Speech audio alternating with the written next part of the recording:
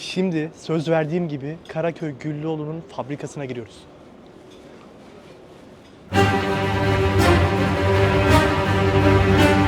Ne ettin sen ha? Süpür şunu, süpür. Sopa nerede sopa? Ha.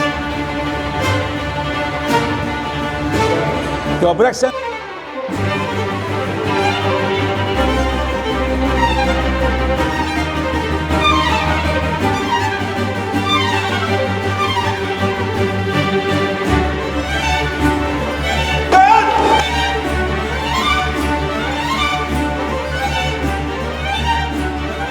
Burada talebeler gel, yapamıyor, dövüyoruz ona göre ha.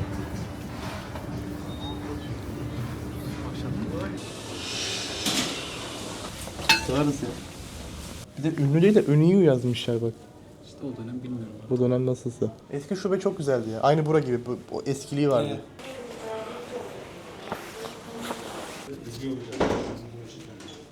Hoş geldiniz. Anlatın bakalım, kimsiniz? Çavuş kim içinizde?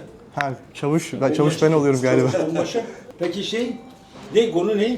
Şimdi bir tarih nasıl doğuyor? Buradan başlayacağız. Kısa öz. Baklavanın doğduğu yer, şu anda biz Karaköy'deyiz.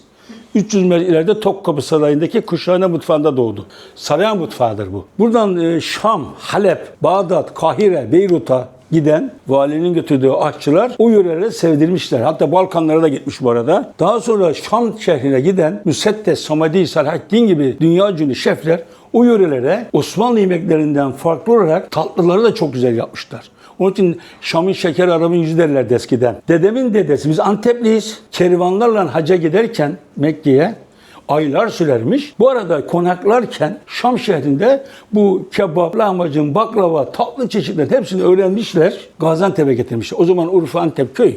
Dünyada da Paris, Londra yokken bile Halep, Şam, Bağdat dünyanın en itibarlı Kahire şehirleriymiş. Derken Antep şehrinde bunlar gelişiyor. Gördüğünüz gibi bütün Osmanlı mutfağıyla beraber, tatlılarla beraber tüm Türkiye yayılıyor. Babam da Karaköy'e, 49 senesinde Karaköy'e baklavayı getiriyor. Şimdi baklava nasıl yapılır? Gelin gidelim görelim. Hadi bakalım gidelim.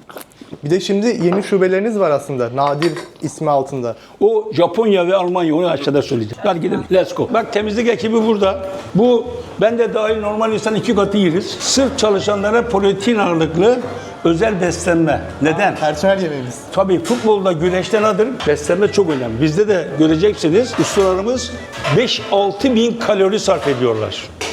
Bunlar için özel beslenme lazım. Sırf bütün gün kahvaltı yemek dönüşümlü. Bu senatör üyesiyiz. Mutfak Dostları Derneği'ndeyiz. Bizde ülkeler arası mutfağımızı korumak için dernekler kuruldu. İşte burada bak bıldırcın konservesi, ayvalık kuzu kebabı, baklava denmiş. Bunu Fransa'da padişahımızın yemeğini yapmak istediler. Dünya ünlü Michelin şefler hepsini yaptılar.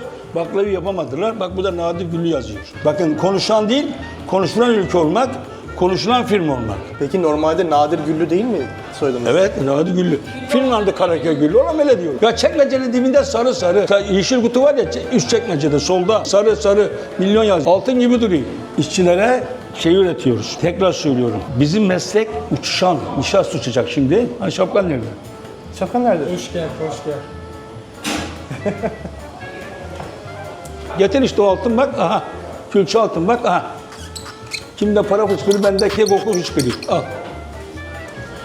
Nişasta uçar, şeker, yağın olduğu yerde hijyenlik yapmak çok zordur. Dünyanın ilk kurulmuş üretim tesisidir bura. 35 yıl evvel. Size kimse yapmadığım çekim yapayım ha. Bana bir dilim kavun versene açı. Bir dilim kavun ver bana. Gel şurada ağzım kurudu ağzım. Personel yemeğinde ne var peki? Bak ya işte burada. İzmir köfte, pilav, kavun, tatlı, börek, açık büfe. Tertemiz. İsteyen istediği kadar yiyebilir. Çok iyi. Serbest. Alın şundan birer çatal. Hadi çabuk çabuk. Sevildiniz mi lan?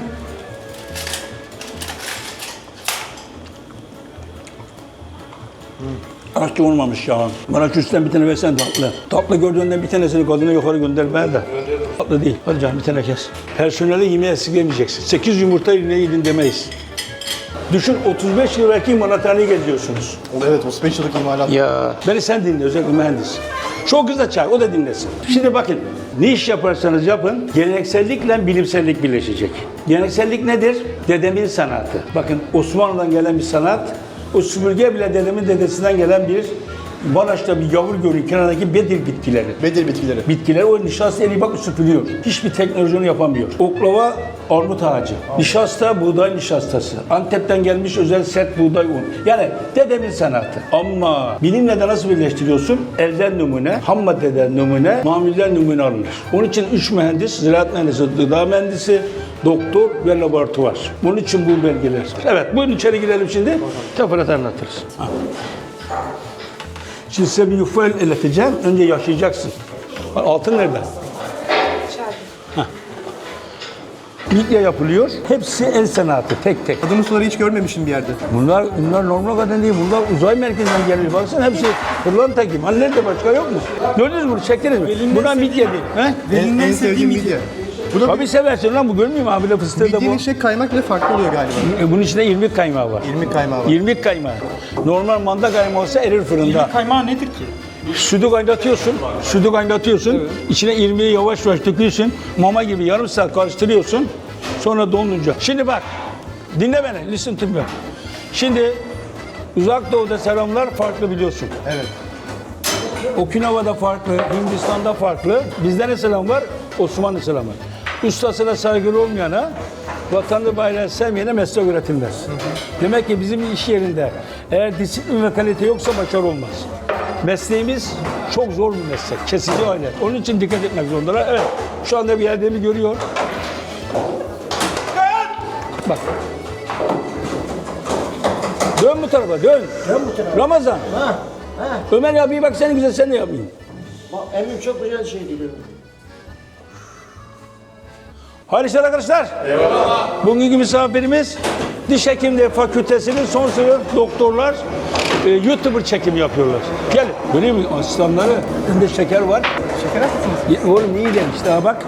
Sizin için yapayım bunları. Burada 10 tane yuka var üst üste. Üst üste 10 yufka var. Önemli olan bunları yapıştırmadan Evet. büyütmek. Çok zor bak. Bak şimdi sese bak.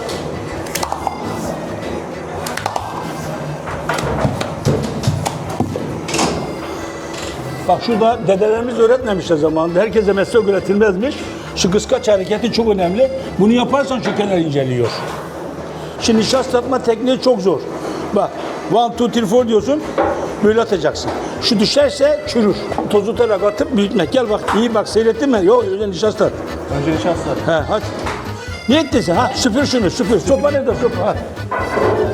Burada talebeler gel yapamıyor dövüyoruz ona göre ha. Şşt, öyle değil. Nasıl? Bu tarafa. Bu tarafa. Bura böyle kaldı. Ha süpürsene oğlum. Ha tamam şimdi at bakayım. Nasıl atacağım? Nişasta nişasta. Atamadın ya. Bak beni iyi seyret. Bak 1, 2, 3, 4 bak.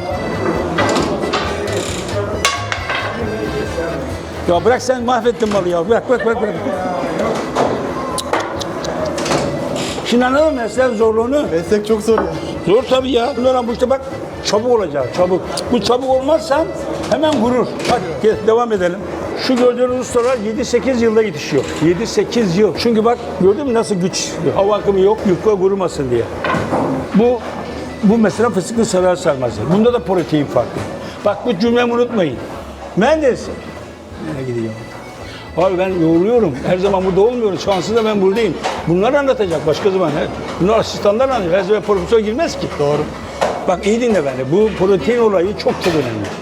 Herkes bunu yemeyin. Bu Canan Karatay çıtırık bir kadın var ya. Evet. Yemeyin değil. Yiyin, azı karar. Ortası yarar, çoğu zarar demesi lazım. Ve kalite, tatlıyla baklayı ayırt etmesi lazım. O aslında genç kız da burada geçti. Yemeyin yok. Bakın %80-90'ı fıstık ya bunun. Kalın, Fıstık da incecik bir mis gibi hamur. filik fıstık. Filimiz. Tek katlı yufka. Bunun nesi var? Biz Gaziantep'e baklava denemeye gitmiştik. Sırf amacımız baklava yemekti. Ve çoğu baklavayı beğenmedik. Onun da sebebi bizim için fıstıklar böyle krem gibiydi. Tane şimdi- tane değildi. Velici, demin bir şey söyledim. Tatlıyla baklava ayırt etmek lazım. Şu meslek, her mesleklerin meslekte olduğu gibi bunu binlerce yapan var. Burada para çok önemli. Bir ürün hem kalitenin ucuz olmaz. Kalitenin önceden ödenen bir bedeli vardır. Kalitesizliğin daha sonra ödenen çok daha büyük bedeli vardır. Bilinçli yiyecekleri seçimi sağlıklı bir yaşam hastalıklarının korunmanın anahtarıdır. Şimdi bizim film olarak çok üst düzey müşterilerimiz olduğu için fiyat konusunda kaliteli yapıp hesaplı satıyoruz. Ama bazı arkadaşlar o fiyatı satamayınca ister istemez fıstıktan, yağdan eksiltmek zorunda kalıyorlar. Çünkü onlar bir pastaneye ürün veriyorlar, o da satıyor. Aracılar var. Yani üreticiden tüketici diye bir şey yok. Biz şimdi kendimiz üretip kendimiz satıyoruz.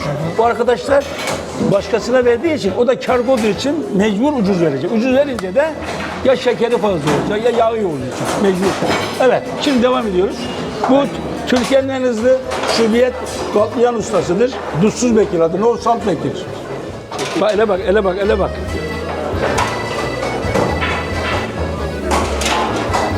Bu saatte gelince hepsi gider işin başında var. Çok iyi. 15 dakikada geçsek bunlar yoktu işte. Ha, çek, çek, yapıştır. Çek, çek, yapıştır ve bekle. Tamam, gördünüz mü? Gördük. Altında yazık olmayan usta demiyoruz. Hadi gel. Evet, alkış, alkış, alkış. Haydi.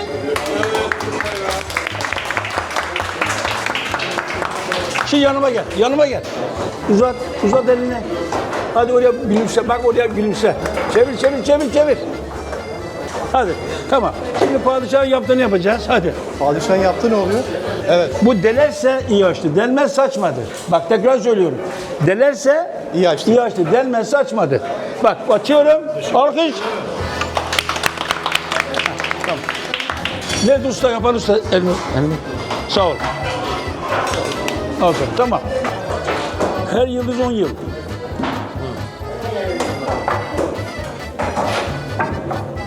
Tamam mı? Bak öyle foto yapan. Gel. Ha, bu da benim kardeşim Ömer. Omuzundaki şey al. Ömer o. Bak o bolun altını çevik. Gülümse, gülümse el salla. Lan ben çıkmıyorum. Ya çeki şey. Bu da kardeşim. Bütün ürünleri onun kontrolden geçmeden gitmez. Ürünlerin hepsini kontrol eder. Onun kontrolünden geçer ile gider. Fırının başından ayrılmaz bundan sonra. Hadi tamam. Gel. Evet şimdi bu baklava yapıyoruz. Bu altını sade yağla yağlıyoruz. Eyvah saat 1'e gelmiş ya. Fırına söyle fırına. Şşt. Koş koş fırına. Şu kumaş keser gibi kesiliyor. Hiçbir yufka ziyan olmuyor. Gördünüz mü? Bu da arsa parselleme gibi. Arsa parselleme gibi. Parsel parsel. Bak bu yüzlük yufkası. Bu en üstüne atılana yüzlük yufkası diyoruz. Bunun en incesi bak, inceleri incesi. Bak bak inceye bak. Bak bak bak elle ipek gibi bak elle. Ya bir Türk ustası neler yapıyor? İpek gibi gerçekten. Evet hiçbir yufka ziyanı olmuyor.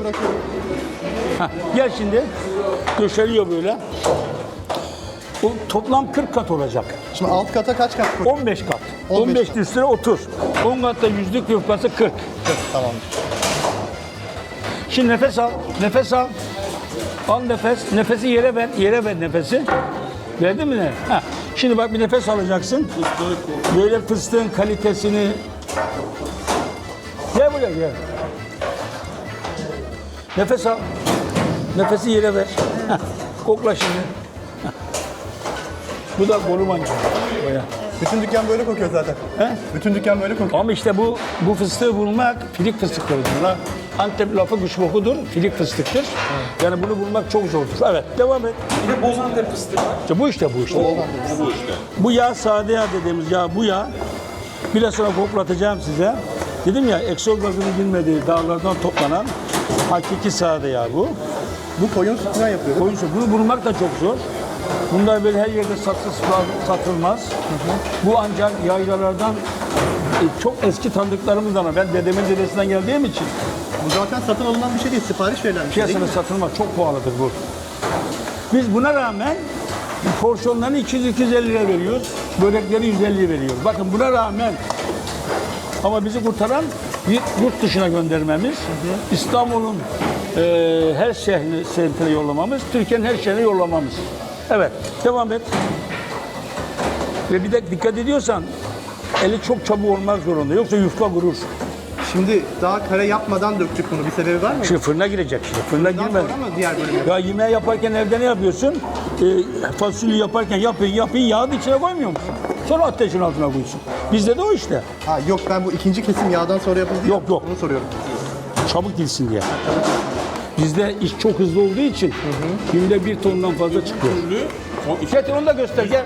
dağılır. Gel Filistin. Tamam. Yüzükler dağılmasın diye. Bak şunun güzelliğine bak. Ya tablo gibi olmuş, şuna bakın. Ya gördün mü? Hadi oğlum. Onu ben yapacaktım, siz yaptınız. Lan oğlum senin yönetmenleri burada yetiştirdim ben. Var bunda en iyi yapıyorsa ha. Azıcık uzaklaşın. Onu kovalayana Tamam yeter.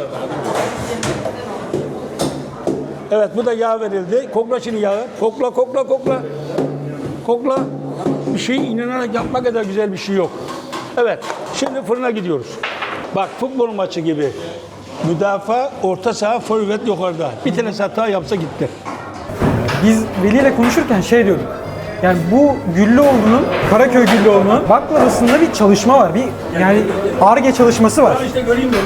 Yani siz diye Ben başlarında olmasam hiç olmaz. biz baktık mesela, yani çok gezdik baklava benziyor mu bilmem ne.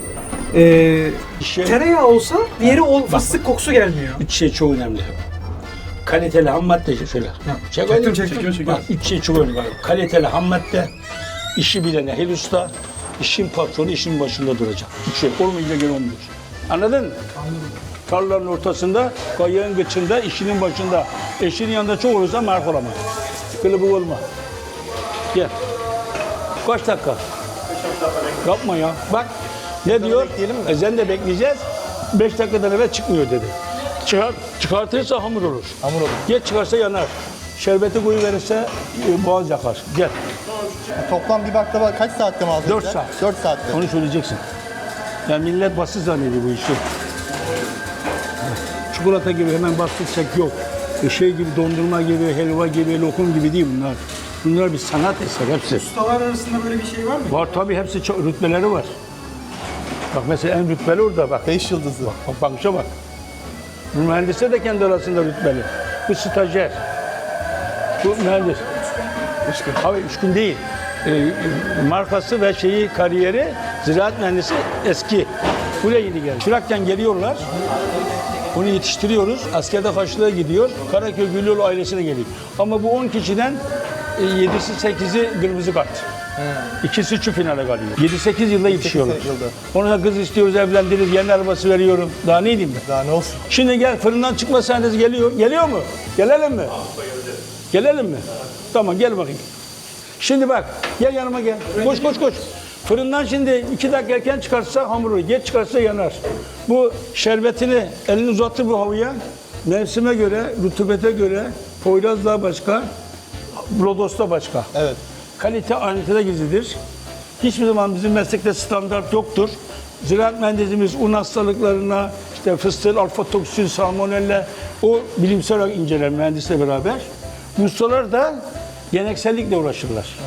Şekeri koyu verirse boğaz yakar, sulu verirse hamur olur. Demek ki ikisi de çok önemli görev görüyor. Bir anda hataları 50 kişi aşağıda yapan ustanın emeğini boşa götürür. Ya son aşama çok belirleyici oluyor. Tabii işte bu fırıncının ve şerbetçinin ufak hatası o 50 dev adamın yaptığı hataları boşa gider. Onun için bunların hepsi ehil ustalardır. Kızgın baklavaya kızgın şerbet vereceğiz. Bakteri mikrop 0 olacak ama yerken de yarım saat sonra hış diyecek. 30 saniye bekleyeceğiz. İlk buhar atacak yalnız. Elini tut böyle, aslan pençesi yap elini. Şimdi Beşiktaşların yaptığı gibi yap. Tamam. Yap. Koy buraya. Bak elini at. İlk buhar attı. Hemen bekle. Attı. Geliyor.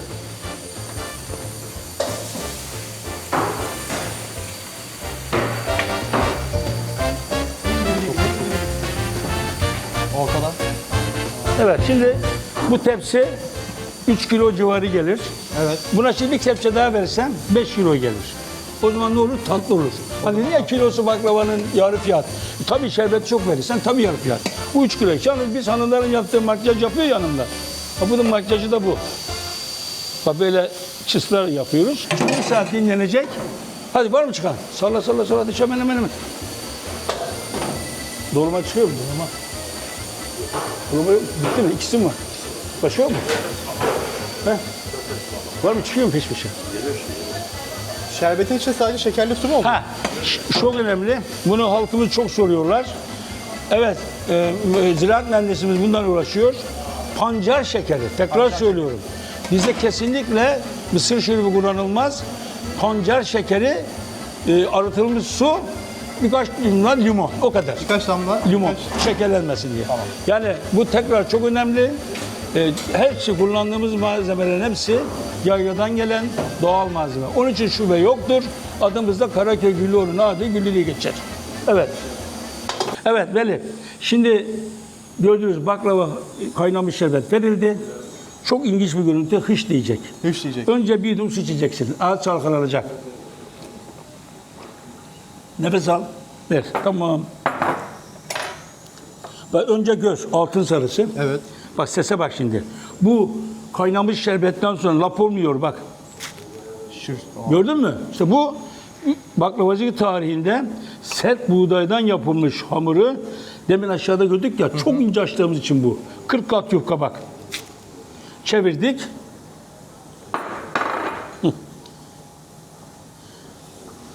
Bak şerbet de damlamıyor. Şerbet damlamıyor. İşte tatlı Şerbet değil damlasa baklava. tatlı olur. Zaten bu şerbet damlarsa bunun kilosunu yarı fiyatına versen daha çok kar edersin. Tabii. Peki böyle mi öneriyorsunuz baklava yemeği? Yeter ki altındaki lezzet damağına gelecek ki tadı damağında kaldı diyorlar ya. Tamam. Ha. Evet, doğru. Şimdi göz kulak hış dedi. Koklamak 3, damak 4, mide 5. Al bunu. Kokla. Elini altına tut. Hah. Hah. Şimdi yarıya kadar ısır. Hepsini atma ağzına sakın. Isır. 5 sefer içine nefes al. Bak burada 40 kat yufka var bak. Gördün mü? Hemen yutmak yapan ustaya saygısızlıktır. Yarısı ağzımda. 4 saatte yapılıyor. 4 saat. Gördünüz mü? Hadi afiyet olsun. Bitti. Hadi bakalım. Soru. Bir de bu sonradan çıktı herhalde. Siz vegan baklava, diyabetik He. baklava. Şimdi biz tarihi firma olduğumuz için dededen toruna müşterimiz var. Bir gün müşteri kutu kapanırken hemen yedi. Evde çocuklarım yedirmiyorlar. Şeker hastası deyince ben çok büyük çalışmaya girdim. Olmaz dediler. Teknik Üniversite Devlet Cemiyeti, TÜBİTAK gerçekten yasal belgeli, ruhsatlı şeker hastası baklavasını yaptık. Onu almak için Devlet Cemiyeti'nden kan çalışması yapıldı, tıp fakültelerinde analizler yapıldı, yağı zeytinyağı olacak, çünkü bitki lifleri olacak, vesaire, mühendis olacak, laboratuvar olacak. Burada biz lezzet üretmek ciddiyet demek ister. Biz Karaköy Güllü olarak benim müşterim üst düzey çok olduğu için her tabakadan gerçi müşterim var. Bizim dikkat etmemiz lazım. Artıya çölyaklar için yaptık. Evet. Artı veganlar için yaptık. Hatta çölyakları yaparken bile ustanın önlüğü değişiyor, mermer değişik. Yani bu ürünlerin hepsinin keskisi ve kepçesi farklı. Değmeyecek. Evet. Onun için çok önemli lezzet üretmek, ciddiyet demek istiyor. Hepsi de yasal belgeli ruhsatlı yapılıyor. Peki her usta yapabiliyor mu bu farklı baklavaları? Hayır. Hepsinin konusunda uzmanlaşmış ustalarımız var. Başlarında mühendislerimiz var. Onları kontrol ediyorlar. Bir de şu yurt dışında yeni açılan nadir... Şimdi bizim çok talep oluyor bize. Biz açmıyoruz. Dikey büyüyoruz.